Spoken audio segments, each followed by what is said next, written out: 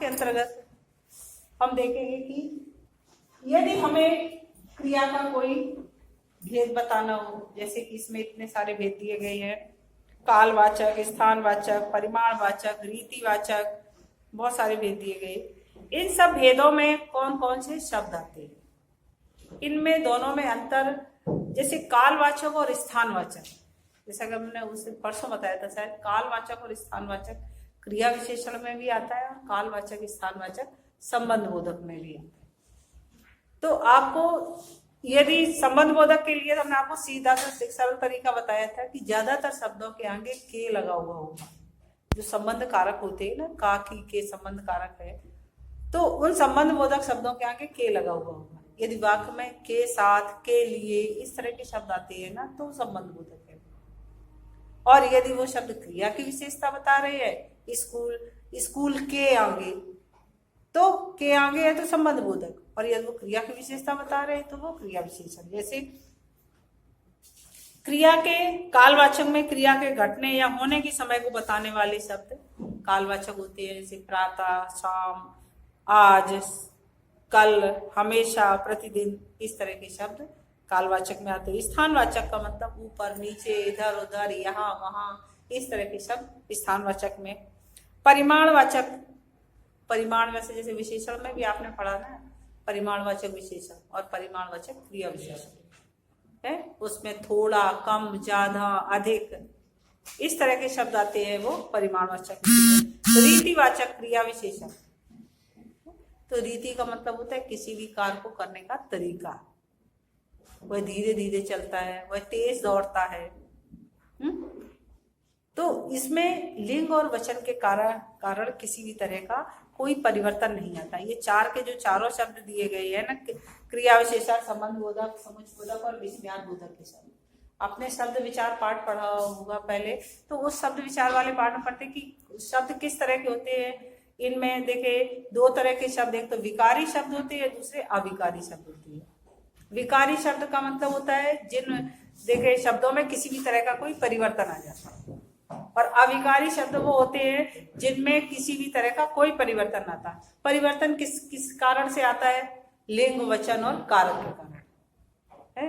यदि कर्ता एक वचन होता है तो हम उसके साथ एक वचन की क्रिया लगाते हैं, यदि बहुवचन होता है तो बहुवचन की क्रिया। जैसे क्रिया विशेषण में यदि ऐसा शब्द आता है, घोड़ा तेज दौड़ता है, तो अब हम यदि ये देखेंगे कि ये शब्द ऐसे लिखा हुआ है, तब भी तेज शब्द क्या है, क्रिया विशेषण, क्रिया की विशेषता बता रहा है। दौड़ने की विशेषता क्या है, तेज है, तो ये क्रिया विशेषण शब्द है। अब ये तुमने लिंग और वचन भी का इसमें बदला, तो इस तेज शब्द में कोई भी अंतर नहीं होगा। यदि हम घोड़ा की जगह कह देते हैं घोड़ी तेज दौड़ती है, ये बदला तो इसके साथ साथ ये क्रिया बदल गई, लेकिन तेज शब्द वैसे ही था, घोड़े तेज दौड़ते हैं। यदि हमने बहुवचन बनाया तब भी है ना, तेज शब्द जैसा था वैसे ही था। तो इनमें किसी भी तरह का लिंग, वचन, कारक के कारण परिवर्तन नहीं आता है, वो क्रिया विशेषण शब्द कही जाती है। तो क्रिया विशेषण शब्दों में आपको सिर्फ लिखना है, यदि हमें इनका पद परिचय देना है तो हमें क्रिया विशेषण पहचानना, क्या पहचानने के लिए तो अंडरलाइन होती है उनमें, और हमें ये पता है कि इसके जो शब्द है वो कौन से भेद के अंतर्गत आती है। ये चार जो भेद दिए गए हैं, आपके चार ही दिए हैं आपके में है? हाँ, तो जो चार भेद दिए गए, कालवाचक, स्थानवाचक, रीतिवाचक, परिमाणवाचक, ये चार भेद दिए गए, आपको चारों भेद याद होने चाहिए। उनके साथ साथ उनमें कौन से शब्द होते हैं, वो शब्द आपको याद होने चाहिए, जिससे कि आप ये पता लगा सकें कि ये कौन से भेद के अंतर्गत आता है। तो आपको उसमें सिर्फ भेद लिखना होगा। जैसे बच्चे जोर जोर से बातें कर रहे हैं, अब जोर जोर शब्द किसमें आएगा, रीतिवाचक, रीतिवाचक क्रिया विशेषण। रीतिवाचक क्रिया विशेषण है, बातें कर रहे हैं, क्रिया की विशेषता बताना, बस इतना सा लिखना है। इसमें लिखना लिखा ही हुआ आएगा, अब तो इस बार लिखना भी नहीं है, तो आपको सिर्फ उसकी भेद का नाम लिखना है और क्रिया से उसका क्या संबंध है, सिर्फ वही लिखना है। तो यदि क्रिया विशेषण हमें बताना है और क्रिया विशेषण के किसी शब्द का हमें भेद बताए, तो हमें भेद का नाम लिखना है और क्रिया की वो कौन सी क्रिया की विशेषता बता रहा है, उसको लिखना है। जैसे विजय देर तक माता जी की बातें सुनता रहा। अब देर तक शब्द का है ना, हमें देखिए पद परिचय देना है, तो देर तक क्या होगा, कालवाचक। कालवाचक क्रिया विशेषण है, सुनता रहा क्रिया की विशेषता बता रहा है। बस ये 2 ही पॉइंट आपको लिखने हैं। तो इस तरह ये लिखे हुए हो तो आपको ये देखना कि भेदों का ज्ञान होना चाहिए। यदि हमें भेद ही पता नहीं है कि ये शब्द आएगा किसमें, तो फिर हम बता कैसे पाएंगे कि ये है क्या। इसलिए भेद भी आपको याद करने हैं उनके, और उसके साथ साथ शब्द भी याद करने हैं। दूसरा दिया गया संबंध बोधक का पद परिचय देना। यदि हमें संबंध बोधक शब्दों का पद परिचय देना, तो हमने आपको बताया कि ये सीधे से हमें सबसे पहले तो ये कि संबंध बोधक शब्द वही है जिनके आगे ज्यादातर शब्दों के आगे के पास के लिए, मतलब के लगो संबंध कारक तो सबको याद ही होंगे ना। कारक में जो संबंध कारक आता है का की के, उसके पश्चात का की के होता है, तो के शब्द ज्यादातर लगे। मोहन की किताब है? तो इस तरह के जो शब्द होते हैं जिनमें लगे हुए हों आगे, उस शब्द को संबंध बोधक कहा जाता है। ये लेकिन ऐसा नहीं कि आंखें बंद कर लो कि इसमें के नहीं लगा हुआ है इसलिए ये संबंध बोधक हो ही नहीं सकता है। समझे, समझना आपको पड़ेगा। इसके लिए कालवाचक और स्थानवाचक जो हमने बताया था, इन दोनों में आपको अंतर समझना होगा कि कालवाचक यदि आता है तो वो यदि क्रिया की विशेषता बता रहा है तो वो क्रिया विशेषण होगा, और यदि वो देखे संबंध बता रहा है किसी के साथ है तो वो संबंध बोधक होगा। ये दोनों भेद दोनों में दिए गए हैं, क्रिया विशेषण में भी दिए गए हैं और संबंध बोधक में भी दिए गए हैं। तो कालवाचक, स्थानवाचक, दिशावाचक, साधनवाचक, सादृश्यवाचक, सहचरवाचक, विरोधवाचक, उद्देश्यवाचक और तुलनावाचक है। आपके में कितने भेद दिए गए, 10 भेद दिए गए हैं इसके। तो इस तरह से इनके शब्दों को हम ज्यादातर याद कर लें जितने हो सके। तुलना और उनका मतलब समझे। कालवाचक का मतलब होता है जो समय का ज्ञान करवाते हैं। स्थान जैसे से पहले, के बाद, के लगभग, के उपरांत, इस तरह के शब्द आएंगे लगे हुए। स्थानवाचक में जो स्थान का बोध करवाती है, के पास, के किनारे, के दूर, के बाहर, इस तरह के शब्द लगे हुए आएंगे, वाक्य में लगे हुए हैं। दिशावाचक की ओर, के आसपास, मेरा घर विद्यालय की ओर है, इस तरह के शब्द आते हैं तो दिशा का ज्ञान करवाते हैं। की ओर, के आसपास, की तरफ, इस तरह के शब्द आएंगे लिखे हुए। साधनवाचक जिसके द्वारा, साधन का अर्थ होता है कि जिसके द्वारा हम काम करते हैं कोई, तो के द्वारा, के जरिए, के बलबूते, इस तरह के शब्द लगे हुए आएंगे साधनवाचक। विषयवाचक में के बारे में, के बाबत, इस तरह के शब्द आएंगे, या के विषय, इस तरह के शब्द आएंगे लिखे हुए। सादृश्यवाचक, और सादृश्य का मतलब होता है समान, किसके समान है वो, ये इस तरह के शब्द आते हैं। तो के योग, की तरह, के समान, के अनुकूल, इस तरह के शब्द लगे हुए उसमें आएंगे। सहचरवाचक, सहचर मतलब साथ चलना, उसको कहते हैं सहचरवाचक। तो इसमें के बिना, के से, मैं मोहन के बिना विद्यालय नहीं जा सकता है, तो सहचर मतलब साथ जाना है, उसको सहचर बोलते हैं।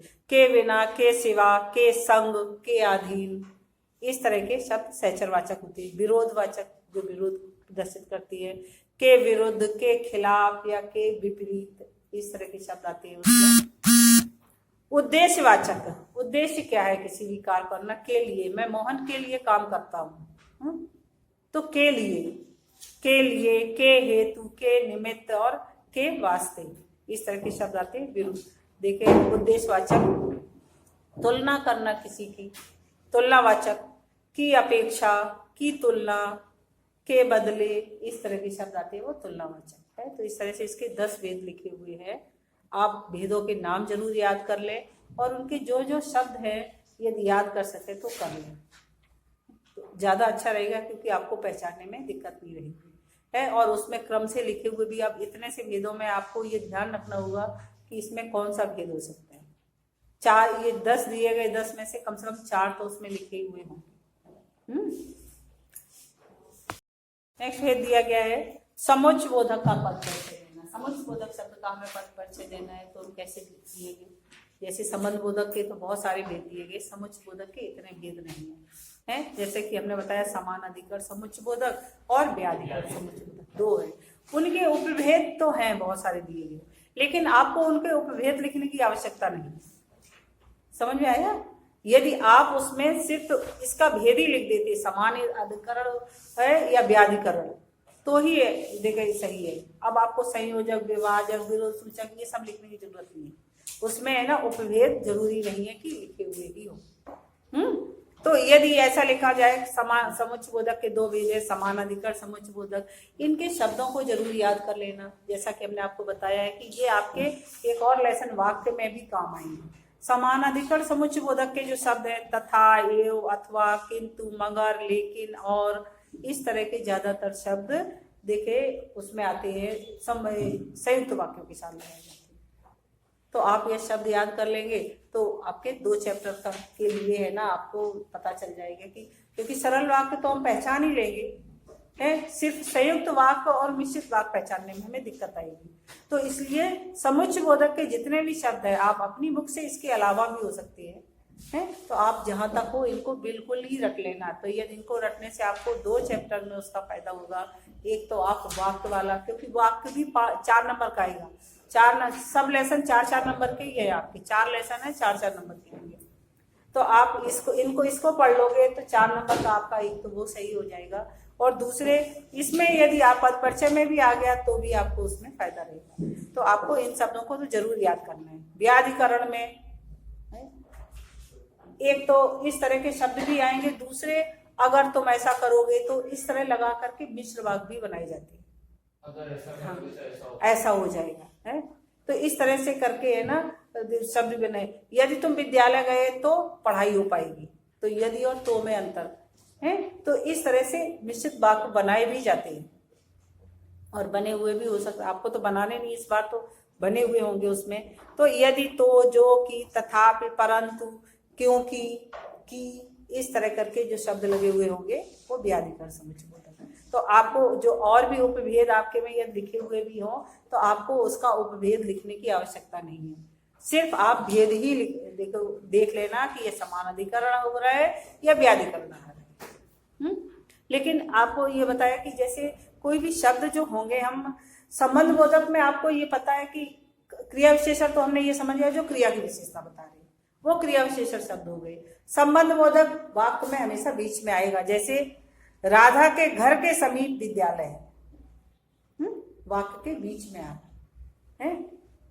इसी तरह से ये देखिए क्रिया विशेषण शब्द भी वाक्य के बीच में आता है।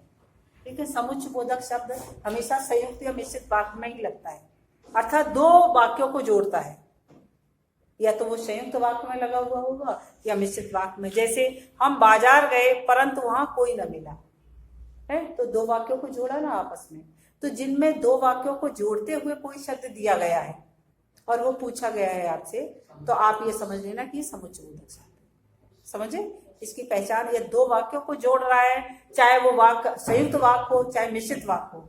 पद परिचय में ये दिया हुआ है तो 2 वाक्यों को आपस में जोड़ रहा है, तो आप उसको समुच्चय बोधक है, ये तो हमें पता चल गया है। इतना तो आप, फिर उसका भेद में भी 2 ही है भेद, इसलिए उनके शब्दों को ही रट लेना कि ज्यादातर शब्द यदि आपको याद होंगे तो हमने आपको बताया कि दोनों चैप्टर में आपको फायदा हो जाएगा। तो उसके 2 ही भेद है, एक तो समान अधिकरण समुच्चय बोधक या व्याधिकरण समुच्चय बोधक।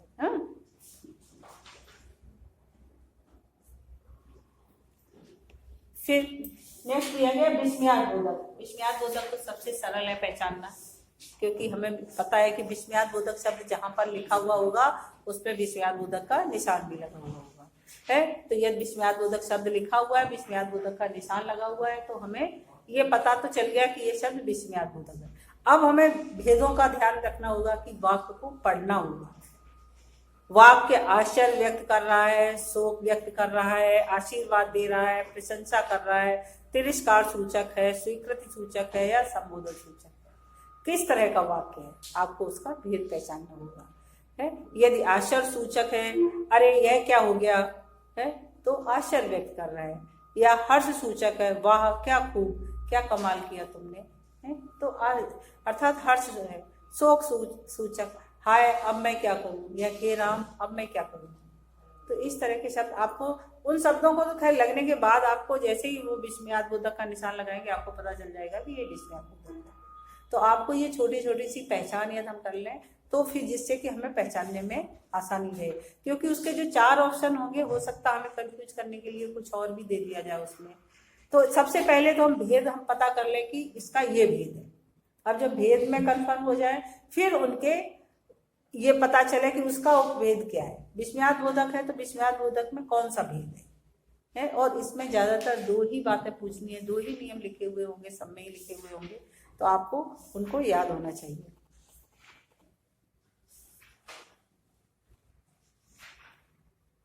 कुछ शब्द इस तरह के दिए गए हैं, जैसे निपात शब्द भी होती है कुछ। तुम यहीं ठहरो है, यही शब्द दिया गया है, यहाँ ही ठहरो ही दिया गया, तुम यहाँ ही ठहरो, तो ही शब्द दिया गया। तो ही शब्द क्या है, जिसपे जोर दे करके बोला जाता है, ही या भी, वो क्या शब्द कहलाती है, निपात शब्द कहलाती है। तो आपको उसमें निपात का ही लिखना पड़ेगा कि ये निपात शब्द है। निपात में भी कोई भेद नहीं लिखा जाता है कि देखे इसका लिंग वचन कारक, हमें कुछ नहीं लिखना।